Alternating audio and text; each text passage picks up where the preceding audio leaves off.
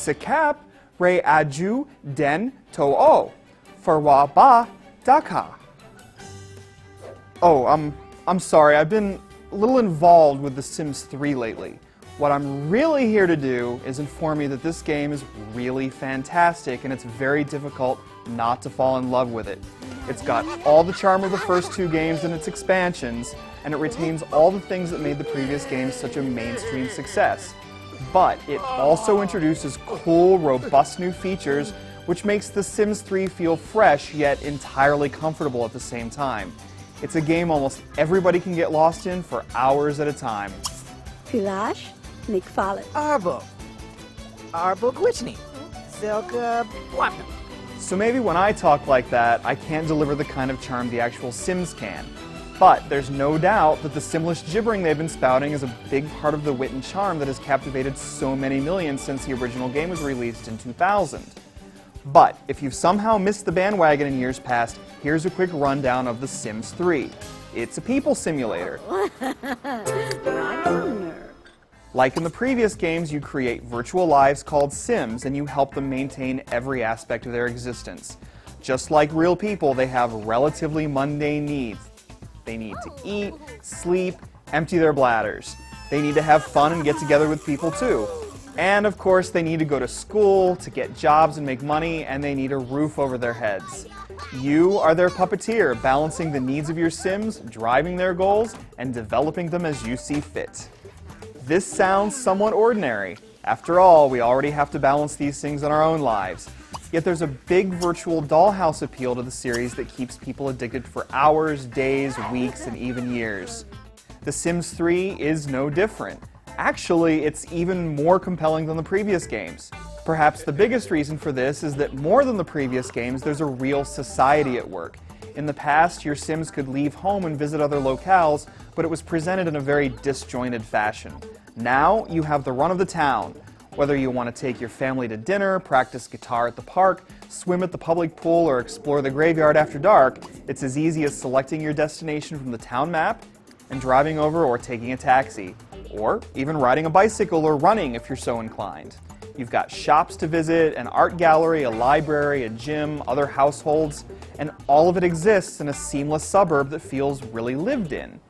It's a big improvement that goes a long way towards making the town feel like a living entity.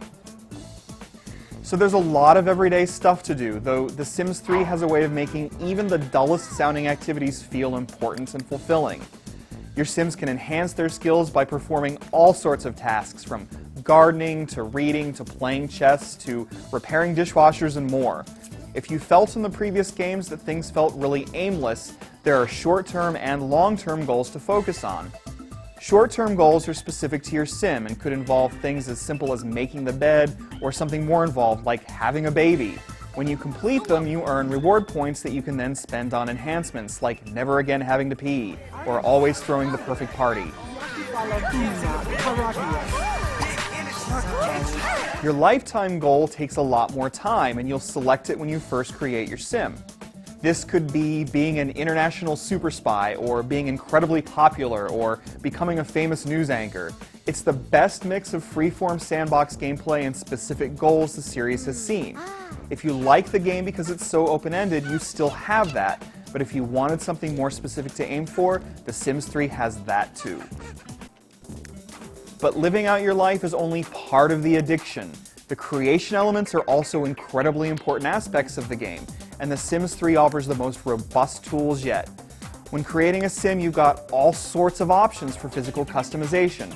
Different hairstyles, clothing, accessories, facial hair, makeup, eye height and color, and so on. It's fairly in-depth without getting overly complex, but the create-a-style options will make this aspect particularly interesting for those that like tweaking every aspect of your look. You can choose from a staggering number of patterns, even from those meant for house exteriors and floors, and then use that as a pattern for clothing. Change the colors using the color wheel, sliders, or preset hues, and you can create a lovely, subtle look or an absolutely bizarre concoction. But it isn't just the look of your Sims you will customize. You will also choose up to 5 traits that will govern how your Sims behave. Make her insane, or a kleptomaniac, or a musical virtuoso, or a workaholic, or a great kisser. or all of the above. The lot customization is also more in-depth than ever, so if you enjoy the virtual architecture of the series, the Create a Style features will let you get just as in-depth with your home and gardens, giving you plenty of room to be creative. The interface is intuitive as always, letting you create and modify homes with ease, and the prices for items for your house and improvements for your lot are balanced well with the continuing growth of your Sims. Part of the addiction is earning more money to forever improve your home, to get better stuff, to climb the corporate ladder, and so on. Obviously, while you can fast forward time like before, this all happens gradually, so if you need immediate gratification, you probably already know that The Sims 3 isn't your kind of game. Yet if you've poo-pooed The Sims games in the past, this one might surprise you. It feels more organic, more alive, and thanks to colorful visuals, cute animations, and a great jaunty soundtrack that surpasses that of The Sims 2, it's hard to resist its delights. It's the surprises that will keep you smiling most often. It would be impossible to describe everything that can and will happen as you play, but whether it's throwing a birthday party for your toddler right before she magically turns into a child, or dealing with a crying baby in dirty diapers in the middle of the night, the ridiculous behavior and virtual socializing will make you care about these digital people. If there's one big criticism you could levy towards the game, it would be more towards what it doesn't do than what it does do. Gameplay elements that have appeared in the seemingly endless Sims and Sims 2 expansions are missing here, like pets or seasonal weather cycles or magic spells. These seem like obvious holes left for future expansions to fulfill. There are also the ongoing pathfinding issues that we've seen in the series for quite some time now. It's a lot better now, but there are still times when getting your Sim to get from one place to another in a crowded room is a lot more laborious than it should be.